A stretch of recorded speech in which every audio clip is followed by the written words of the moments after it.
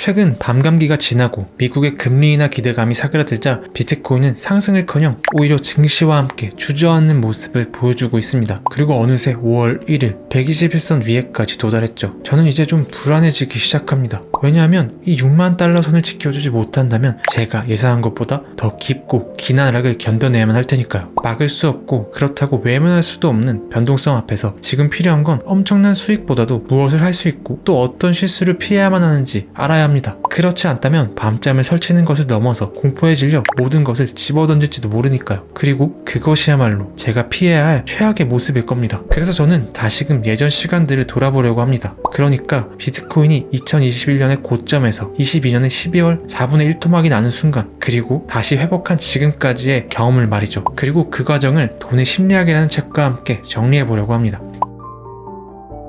21년의 5월쯤 저는 뒤늦게 비트코인에 관심을 가졌습니다. 넘쳐나는 유동성으로 모든 자산이 오르던 21년, 주식을 통해 돈을 벌었지만 정작 큰 돈은 코인에 있었다는 것을 깨닫고 배가 아프기 시작했죠. 이른바 포모였습니다. 그래서 비트코인이 하락하자 좋은 기회라고 생각하며 뛰어들었고, 초심자의 행운인지 21년 10월까지 코인은 다시 반등합니다. 그렇게 저는 맛있게 독사과를 씹어먹고는 그 단맛에 취해 상승을 확신하게 되죠. 하지만 21년 11월부터 비트코인은 하락하기 시작했고, 러시아는 전쟁을 벌였으며 미국은 금리 인상을 시작했습니다. 그래도 저는 이때까지만 해도 나름 자신감에 차 있었습니다. 왜냐하면 비트코인이 꺾었지만 섣불리 물을 타기보다 양봉을 그린 후 매수했고, 그런 식으로 마침내 22년 1월부터 3월까지 약간의 횡보기간 동안 마이너스를 모두 복구하며 다시금 수익을 만들어냈기 때문이죠. 그렇게 저는 다시금 하락하더라도 충분히 견뎌낼 수 있다고 믿었습니다. 그러나 상황은 제 예상과는 완전히 다르게 움직이기 시작했죠. 저는 미국이 이렇게까지 금리를 급격하고 빠르게 올릴 줄은 상상하지도 못했습니다. 그리고 러시아와 우크라이나 전쟁은 점차 장기화되고 있었죠. 생각해보면 2020년의 팬데믹에서부터 우리는 알 수 있었습니다. 세상에는 상상하지 못한 놀라운 일이 벌어진다는 아주 단순한 사실을 말이죠. 우리는 단편적인 정보만을 가질 수 있고 모두 자신만의 관점으로 세상을 바라보기에 서로의 행동을 예측하기란 매우 힘듭니다. 따라서 미래를 제대로 바라볼 수 있는 경우는 별로 없죠. 그리고 마침내 저의 머릿속에서 비트코인의 미래는 이제 이런 식으로 보이기 시작했습니다.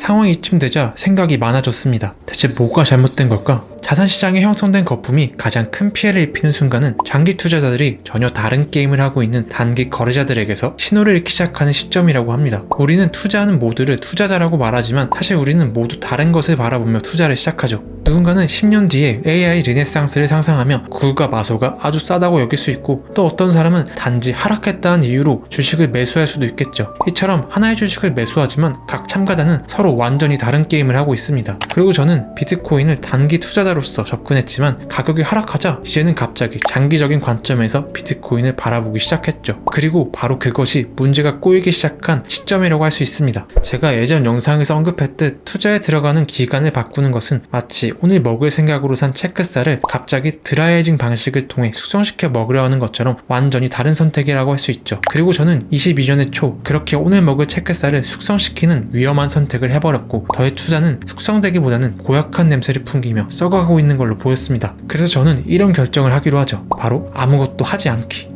대체 이게 무슨 선택이냐 라는 생각이 들 수도 있겠지만, 제가 보기에 저의 투자는 앞으로 크게 4가지 방향으로 나아갈 수 있다고 생각됐습니다. 하나, 비트코인이 대체 자산으로 급부상하며 빠르게 상승한다. 즉 여기가 바닥이다. 둘, 비트코인은 예전처럼 1년 정도 하락한 후 다시 상승하기 시작한다. 다만 그 하락의 깊이는 6분의 1 토막이었다. 셋, 비트코인은 하락하고 결국 다시 오르지 못한다. 그렇게 21년은 역사상 최고점이 된다. 넷, 가장 최악, 비트코인은 모든 지위를 잃고 가격은 0에 수렴하게 된다. 만약 비트코인이 1번과 2번처럼 움직여준다면 얼마든지 더 많은 자금을 투입하여 더 많은 수익을 노려볼 수 있겠지만, 저는 최악의 상황이 펼쳐지더라도 현재보다 손실이 커지지 않는 방식을 선택해야만 했습니다. 알 수 없는 변동성에 너무 많은 걸 걸 수는 없었죠. 따라서 저는 손실을 더 이상 키우지 않기 위해 상승세가 확인될 때까지 아무것도 하지 말기로 결정합니다. 그렇게 지루한 기다림이 시작됐죠. 여름이 지나가고 가을이 지났고 23년의 1월 하락 추세를 벗어난 듯한 움직임이 보일 때도 아직은 아니라며 기다렸고, 마침내 23년의 6월 다시금 200일선을 지지하며 완전히 하락 추세를 벗어난 듯 보인 시점에서야 행동하기 시작했습니다.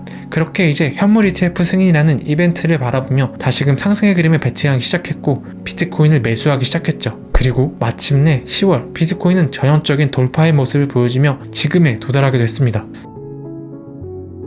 저는 결과적으로 살아남았지만 결코 성공적인 투자를 한 건 아닙니다. 사실 어찌 보면 모든 건 운이 따라줬기에 가능했다고 할 수 있죠. 하지만 그럼에도 불구하고 의도하지 않게 약 2년의 시간 동안 변동성에 절여지며 깨달은 것은 이것입니다. 리스크에는 눈이 없다. 그리고 그 말은 행운에도 눈이 없다는 뜻이다. 별 이유 없이 오르고 별 이유 없이 내려가는 변동성은 상대를 가리지 않습니다. 무슨 악의적인 감정으로 나를 끌어내리지도 어떤 선의로 나를 올려보내주지도 않죠. 그건 개인의 노력보다도 그저 그 시간 그곳에 있었다는 사실이 더 중요하게 작용했습니다. 따라서 저는 이렇게 생각하기로 했죠. 리스크가 여기에 있다면 그 반대편에 행운도 분명 존재한다. 그리고 그것은 언제 어떻게 다가올지 모른다. 그러므로 당장 내일 기적이 일어나도 전혀 이상하지 않다. 이 생각은 바보 같은 낙관주의로 보일 수 있습니다. 하지만 적어도 이 생각이 앞으로 닥쳐올 불행을 걱정해 아무것도 하지 못하는 것보다는 낫다고 생각합니다. 우리는 상황을 선택할 수는 없지만 그것을 어떻게 대해야 할지 그 태도는 선택할 수 있으니까요. 그리고 그렇게 좀 더 멀리 떨어져 상황을 바라볼 수 있었고 여러 가지 사실이 보였습니다. 긴 인생의 관점에서 보면 지금 잃는 돈은 매우 적고 또 다행히도 나는 더 금액을 투자하지 않는 선택을 할 수 있다는 것을 알 수 있었죠. 그리고 그건 지금도 마찬가지입니다. 저는 21년에 그때보다 더 많은 금액을 투자하고 있지만 이것을 잃는다고 죽지 않습니다. 이것은 단지 작은 일부일 뿐이죠. 또한 이제 저에게 있어서 투자는 손실을 막는 게임이라고 할 수 있습니다. 그러니까 작은 발을 움직여 떨어지는 공을 막아내기만 하면 공이 어떻게 움직일지 모르더라도 벽돌을 깰 수 있는 이 게임처럼 일정한 범위 이내로 손실을 막아내기만 하면 돈이 알아서 자연스럽게 목표를 어느 정도는 이뤄줄 수 있다고 생각하고 있죠. 그렇게 제 게임이 무엇인지 헷갈리지 않고 저의 흐름대로 변동성을 대할 생각입니다. 끝으로 미래는 어떻게 될지 아무도 모릅니다. 쉽게 예측할 수 없고 그래서 우리는 상상할 수 없는 리스크에 흔들릴 수도 있겠죠. 하지만 분명한 건 세상에는 놀라운 일이 벌어진다는 사실입니다. 그리고 그건 내일 당장 기적이 일어날 수 있다는 뜻도 되죠. 보이는 것만큼 좋은 것도 보이는 것만큼 나쁜 것도 없습니다. 따라서 우리는 그저 할 수 있는 일을 하며 자신이 정한 게임을 길게 이어나가는 것이 중요합니다. 그리고 그렇게 시간은 우리의 편이 되어 작은 것은 키우고 실수는 약화시켜 줄 겁니다. 다시 한번 말하지만 리스크가 있다면 그 반대편엔 행운도 존재한다는 뜻입니다.